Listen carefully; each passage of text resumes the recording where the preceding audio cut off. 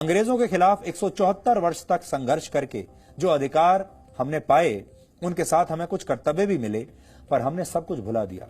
आपको इस आजादी और लोकतंत्र का मूल्य समझाने के लिए हमने अंडमान निकोबार द्वीप समूह से एक ग्राउंड रिपोर्ट आपके लिए तैयार की है। इसे आप देखिए और सोचिए कि हम कहीं गलत रास्ते पर तो नहीं चले गए हैं, क्योंकि ये वो जगह है जहां नेताजी सुभाष चंद्र बोस ने पहली बार भारत का झंडा फहराया था। और नेताजी सुभाष चंद्र बोस का बर्मा से भी एक बहुत खास रिश्ता रहा है, वो हम आपको इस रिपोर्ट के बाद बताएंगे।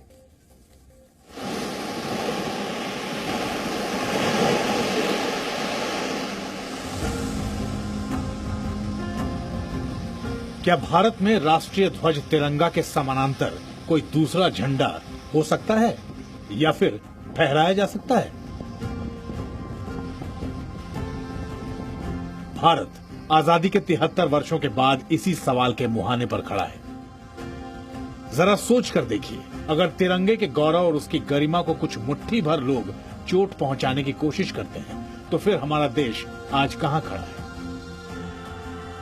ये सारे सवाल आज पूरे भारत को परेशान कर रहे हैं। लेकिन सोचिए, इस तिरंगे के लिए हमारे देश के महानायकों ने कितनी यातनाएं झेली, कैसे अत्याचार और अन्याय को अपने विचारों की रीढ़ बना लिया और कभी झुके नहीं। ऐसे ही एक महानायक थे सुभाष चंद्र बोस, जिन्होंने तिरंगे के आगे झुकने का महत्व वर्ष 1943 में ही पूरी दुनिया को समझा दिया। और आज हम आपको उसी कहानी के बारे में बताना चाहते हैं। भारत के स्वतंत्रता संग्राम की लड़ाई और उस लड़ाई का गौरव से भरा हुआ गौरवमयी इतिहास, और उस इतिहास का पहला पन्ना 30 दिसंबर 1943 को लिखा गया, जब पहली बार भारत की सरजमी पर राष्ट्रीय ध्वज आजादी से 4 साल पहले ही 1943 30 दिसंबर 1943 को ही फहरा दिया था नेताजी सुभाष चंद्र बोस ने। अंडमान का पोर्ट ब्लेयर द्वीप, जो भारत का पहला ऐसा भूभाग बना जहां 30 दिसंबर 1943 को राष्ट्रीय ध्वज फहराया गया। इस अध्याय के एक एक गौरवमयी पन्ने को आज एक बार ध्यान से सुनने और समझने की जरूरत है। 30 दिसंबर 1943 को यहां पर first try colour hoisting in India, ये वो जगह है जिसको सुनने और समझने के बाद ये महसूस होता है कि आखिरकार उस लड़ाई के लिए किस तरीके से बलिदान दिया गया, किस तरीके से उस लड़ाई को रणनीतिक तौर पर अंजाम तक पहुंचाया गया, और कैसे ब्रिटिश को इस जगह से भगाने के लिए, भारत को ब्रिटिश शासन से मुक्ति दिलाने के लिए, आजादी के लिए, कैसे उस लड़ाई को नेताजी सुभाष चंद्र बोस ने आगे बढ़ाया। अंडमान का पोर्ट ब्लेयर द्वीप आजाद भारत का पहला भूभाग बना, लेकिन साथ ही इस क्रम में ये जानना भी जरूरी है कि देश के स्वतंत्रता संग्राम में अंग्रेजों से सीधी टक्कर लेने वाले महानायकों को इसके लिए कितनी यातनाएं झेलनी पड़ी। अंडमान में इस सेलुलर जेल का निर्माण देश के उन स्वतंत्रता सेनानियों से सख्ती से निपटने के लिए किया गया था जिन्होंने ब्रिटिश हुकूमत के खिलाफ सिर उठाया था, विद्रोह किया था। पहला विद्रोह जिन स्वतंत्रता सेनानियों ने किया था, उन सबों को इसी कारागृह में लाके बंदी बनाकर रखा गया था। इस जेल में बंद रहे स्वतंत्रता सेनानियों में से एक वीर सावरकर की कुछ पंक्तियां मुख्य प्रवेश द्वार पर ही अंकित है, ताकि आने वाली पीढ़ियां उनके बलिदान को कभी भूले नहीं। वीर सावरकर यहां 30 जून 1911 को लाए गए थे अंडमान के इस जेल में। उन्होंने कहा था कि देशभक्ति का ये व्रत हमने आंख मूंद कर नहीं लिया है, इतिहास की प्रखर ज्योति में हमने इस मार्ग की परख की है, दृढ़ प्रतिज्ञ होकर दिव्य अग्नि में जलने का निश्चय जानबूझकर किया है। हमने व्रत लिया है आत्म बलिदान का। आत्म बलिदान का व्रत क्यों? क्योंकि आने वाली पीढ़ियां, देश का आने वाला भविष्य सुरक्षित रहे, महफूज रहे। आज आपको ये भी समझना चाहिए कि तिरंगे के सम्मान के लिए हमारे महानायकों ने क्या कुछ सहा है। उस वक्त ये पूरा कॉरिडोर जो बनाया गया था, इस पूरे कॉरिडोर में यहीं से वो काल कोठरी शुरू हो जाती थी। Jail number 1, jail number 2, jail number 3, jail number 4 और ऐसे ही ये आगे इस क्रम संख्या में अलग अलग काल कोठरियां थी जिसमें अलग अलग कैदियों को जो स्वतंत्रता सेनानी थे उनको यहाँ रखा जाता था। उस वक्त इन काल कोठरियों में जिन स्वतंत्रता सेनानियों को रखा जाता था उनका जीवन कैसा होता था? ये तिरुपति जी कितने बाई कितने का की एक काल कोठरी होती थी? 13x6 7x6 की है सर, और 7 फीट ऊंचे में जंगला रोशनदान, 3 फीट लेंथ, 1.5 फीट हाइट, पूरे 10 फीट हाइट है। उस जमाने में घूड़ और चुना का मिक्सअप है, सुर्खी।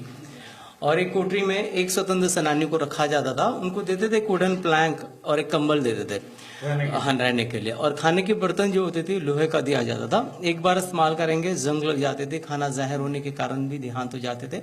हाँ, क्योंकि वो जो आयरन पॉट वंस और ट्वाइस इस्तेमाल करते हैं, फूड पॉइजन हो जाती थी। और रहा नेचुरल कॉल की फैसिलिटी सेल के अंदर नहीं हुआ करती थी। इनको तो दिन भर के काम करवाने के लिए सेल के बाहर भी ले आते थे। रात के समय जब कोठरी के अंदर बंद करते हैं उस समय उनको मिट्टी के पॉट देते थे नेचुरल कॉल के लिए। अब नेचुरल कॉल ओवरफ्लो करते हैं, पनिशमेंट बढ़ जाएगी, इस कारण वो खाना कम खाएंगे, राशन उनकी बैलेंस हो जाती थी, इन लोगों का हेल्थ खराब। इतनी फिल्दी सिचुएशन के अंदर में उनकी बंदी जीवन बीती थी। ये फ्रेम ओरिजिनल है। उस वक्त कैदियों को जिस फ्रेम पर बांधने के लिए जिस फ्रेम का इस्तेमाल किया जाता था ये ओरिजिनल फ्रेम है। और उसको दर्शाने के लिए दिखाया गया कि देखिए इस फ्रेम में हाथ जो होते थे उसको यहां जकड़ दिया जाता था, कमर के हिस्से को लोहे से यहां लॉक कर दिया जाता था, यहां बांध दिया जाता था। और जो पैर का हिस्सा है ये देखिए, पैर का हिस्सा पूरा यहां लकड़ी के एक फ्रेम में उसको बंद करके लॉक कर दिया जाता था। यानी कि पूरा शरीर ऊपर से लेके नीचे तक का शरीर लॉक हो जाता था, आप हिल नहीं सकते थे। और जितना भी कठोर दंड दिया जाए, जितनी भी यातना सहने की क्षमता हो, आप उतनी यातना सहिए, नहीं तो दम तोड़ दीजिए। इस तरह की सजा दी जाती थी क्योंकि हिलने का कोई स्कोप नहीं था, आप बच के नहीं भाग सकते थे। चोट जो जख्म शरीर के जिस हिस्से में दिया जाना है उस चाबुक से, उस शरीर के हिस्से में वो जख्म आपको लगना ही लगना है, आप हिल नहीं सकते। सोचिए उस यातना के बीच में इस लड़ाई को लड़ा गया, उस यातना के बीच में इस लड़ाई को आगे बढ़ाया गया, उस अलख को नहीं बुझने दिया गया। उस दौर में ब्रिटिश नेविगेटर रोज के नाम पर जिस आइलैंड का नाम रोज आइलैंड रखा गया था, आज वो नेताजी सुभाष चंद्र बोस द्वीप के नाम से जाना जाता है। नेताजी सुभाष चंद्र बोस यहां पहुंचने के बाद अगले 3 दिन तक उसी आइलैंड पे थे। क्या कुछ हुआ वहां, किस तरह की चीजें हुई, किस तरह की रणनीति बनी, आगे भारत की आजादी, भारत के स्वतंत्रता संग्राम में कौन सी चीजों को वहां रह के नेताजी ने तय किया, उसकी रणनीति बनाई, उसको प्लान किया, ये सब कुछ आज समझने की कोशिश करेंगे वहां पहुंच के। आइए। –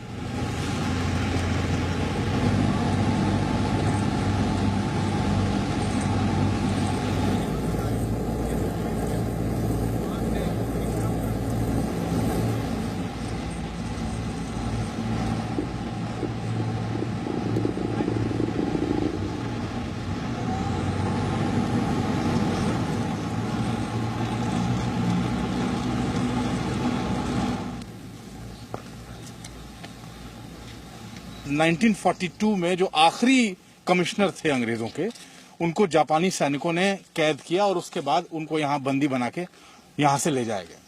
लेकिन ज्यादा रेलेवेंट पार्ट ये है कि जो कमिश्नर, ब्रिटिश कमिश्नर्स यहां रहते थे, उसके बाद 1943 29 दिसंबर जब नेताजी सुभाष चंद्र बोस अंडमान पहुंचे और जापान की सरकार ने, जापान के सैनिकों ने उनको आमंत्रित किया इसी द्वीप पर, तो सोचिए वो इतिहास का दिन कितना खास रहा होगा।